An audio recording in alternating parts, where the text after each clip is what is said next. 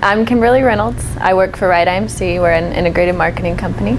I was in New York for Affiliate Summit East, and I was there with the press pass.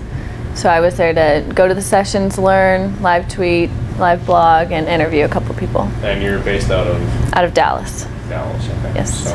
So, all right, so you said you had an official press pass to do live blogging, live tweeting, that kind of stuff. So as an official member of the press for Affiliate Summit, how'd it go? How was the 3-day summit? It was great. I learned a lot. The sessions were really fun. Got a few interviews in. It was great. There were tons of people there. So. Was this one of your first trade shows? Have you been to a few of them? I've been to one other Affiliate Summit. It was Affiliate Summit Central in Austin. Okay. In March, I believe. And it was a lot smaller. I'm pretty sure it was the first one in Austin. Okay. So it was a lot smaller, but it was good. So comparatively speaking, the one in New York was more robust? It was a lot bigger. The exhibit hall was huge compared to the one in Austin. Okay. Were the presentations there pretty solid too, or were they kind of? Presentations were great. Yeah. In both places. Okay. All right, so went through that.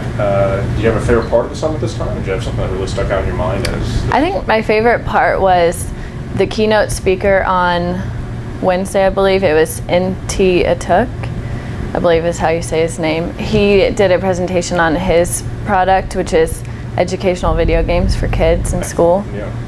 Did you catch that one? That was the Oregon Trail when they brought that up. Yeah, it was really cool, and he showed videos of like video game tournaments at schools, and these kids that would win would get so excited they'd jump up and down and scream, and it was funny, but it was really cool. Did you have a favorite part of the presentation? Something that really stuck That was my favorite part, was the videos. Did that make you think of like Oregon Trail and all those kids, all those games as a kid? Yeah, because I mean, if we had tournaments like that when we were kids, I would have been playing video games, but I'm not a gamer now, but that would have been really cool. And he took us through a couple steps of his game to where we did, I think we did like 6th grade literature or something, and nice. We had to answer a couple questions, and if you win, I did okay. If you win, you get to progress in the game, so that was cool. Did you progress to a certain level, or did you get cut off at a certain point? Well, I didn't actually play, we did it as the audience. Okay. But we did get our questions right, so that was good. Do you remember any of the questions? They were all multiple choice, like fill in this sentence. I don't remember the exact question though. Damn, play a Jeopardy round. All right, so then you did a lot of live blogging, a lot of live tweeting, but you also said you did some interviews. Who did you get a chance to interview at the show? I interviewed Josh Ewan from FortressITX. He's their marketing director. So I got a lot of good information about affiliate marketing. What did you guys talk about? We talked about where he sees the industry going in 5 years from now. You know, what kind of tools he uses on a daily basis. Just stuff like that, which it will be on our blog. Okay. And I can ask you, what did he actually say about where the industry is in 5 years? What was some of his thoughts on it? Well, one specific thing I asked him about was Google Author Rank, if he saw that going anywhere or if it was going to be a big deal. And he kind of said, you know, people are talking about it, but it's not going to be a huge thing, which I'm really interested to see how that will go, because, you know, if once you read some of the blogs, they say that it's going to be a huge deal, and if you're not on Google Plus, you're not going to rank.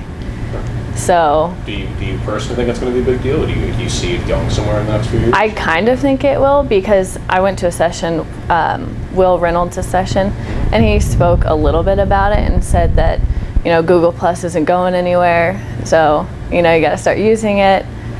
So we'll see. I kind of hope it's not going to play a huge deal, because I don't like Google Plus. You think there's already too many social networks as it is? I mean, we should right. Kind of pare it down. I can definitely see why they're doing it though, because there's a lot of spam out there.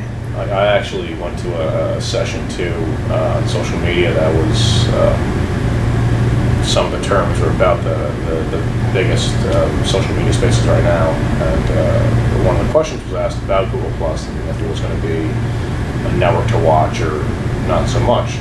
And I kind of am on your side, but I kind of think it's there needs to be more centralized social media things and not so many and so varying that it just spread out and it's so diluted. But I can see why they're doing it also, like you said, because that's kind of where things are at right now. Right, because anybody can write anything on the internet, so it's a way to weed out the bad stuff. Kind of, yeah. That's how we would put it. Let's get back to what else did you guys talk about? You said Google Plus you talked about, and you said... he said he thought mobile was going to play a much bigger role in the next few years. Conversion to mobile? Right. Yeah, which makes sense. Smartphones. Everybody has a smartphone. Yeah. He said there's going to be a lot more big programs. He said every year he comes to the show, there's more affiliate programs, and not just little niche ones, but like big ones. Sure. So that was the gist of where it's going to be. When you obviously you walked on the short flow editing for a show for a while. Did you get to talk to any other brands and other companies about things? Just shoot some questions? I talked to a few, but for the most part, they were looking for affiliates, which wasn't why I was there. But one that I actually am an affiliate of on my personal side is Busted Tea, so I talked to the owner of that company for a little bit. I did see them, yeah. Yeah, they have really funny T-shirts. I like them. I always see them on it's a website called Boston Barstool that they're always on. A few other kind of more male-centric, stupid male blogs that I always see. Yeah. They're there. I didn't ask them a question about it. I think one of their shirts there was something about a jackass or a donkey. I don't know what it was though. Yeah. But I don't know. They've got a lot of great ones. So then I assume then because you walked around for 3 days and saw what was going on, are you still doing a lot of the unpacking, a lot of the blogging, a lot of the tweeting still going on about that? Right. I'm still blogging about a session that I went to on social media. There was so much information that, I'm putting it out in multiple pieces because it would just be too long to read. Sure. But yeah, I'm still getting that out and still getting, other interviews out. What did you think was some of the most or more important information of the social media session you're blogging about now that you're going to put out there and you think is really relevant? Well, the main idea of the whole session was don't just try and get a quick like on your page or get a link out of somebody. You want to build a relationship, and that's key to, growing your social media. Build a relationship and keep it, and it takes a lot of hard work. It's not just, begging someone for a like on your Facebook page. Do you think that's a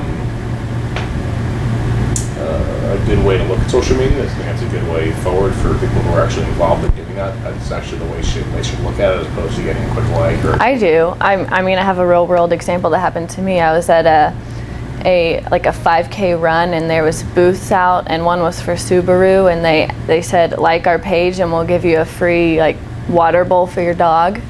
And I have dogs, so I did it. And then immediately I just unsubscribed from their page because I don't really care about Subaru. So that was kind of a waste of a like, and Sure. It didn't do anything for them.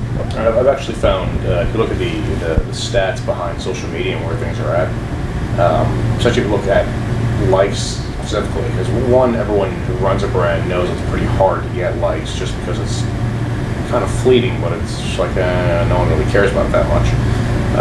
But one of the things they're saying is that one of the stats behind likes right now is that it shows that I think it's 75% of people who actually do like your page won't come back to your page ever. Right. They're just there and they see what it is. They go, oh, this is cool, so I'll like it, then they rarely ever come back to it. So It's one of those things that it's a weird measurement because it doesn't really mean anything. At the same time, brands want it and brands want to use it for, say, hey, we have 1,000 likes, we have 40,000 likes.